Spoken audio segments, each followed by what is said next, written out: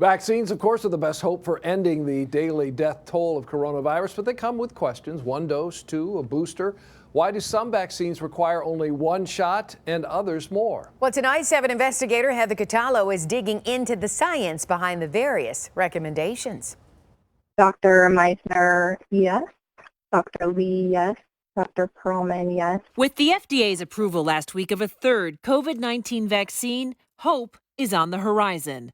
As the Johnson & Johnson single-shot vaccine ships out, we're getting another step closer to herd immunity. We are very comfortable now with the procedure as well as the vaccines that we are approving. But confusion continues across the country with which vaccines need one shot versus 2 shots and who will eventually need a booster shot. FDA Vaccine Advisory Committee Chair Dr. Arnold Monto says even the current recommendations, such as 1 dose for the Johnson & Johnson vaccine, are in flux. There was a fair amount of discussion about the 1 dose versus the 2 dose. I had to say that was not relevant because we were asked to approve a 1 dose strategy, and we approve what's put in front of us. Monto says even though the single-shot vaccine is now approved, Johnson & Johnson is in the midst of a 2-shot trial, which could change recommendations down the road.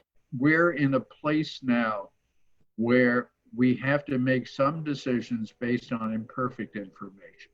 While the FDA waits for the results of the 2-shot study, it made sense to approve the 1-shot dose, which has been shown to be 72% effective against moderate and severe cases of COVID in the United States. You can always go and get a 2nd dose of the Johnson & Johnson vaccine if it proves to be better with 2 doses. Any one of them is so amazingly effective, and no one anticipated we would have vaccines that work so well against this. Dr. William Petrie is an immunologist at the University of Virginia. He says, don't worry about whether 2 shots or 3 may be more effective. You should focus on the fact that even 1 dose gives you a layer of protection. When you're 7 days out from that first dose of Pfizer, Moderna, or J&J, you are super protected against this infection.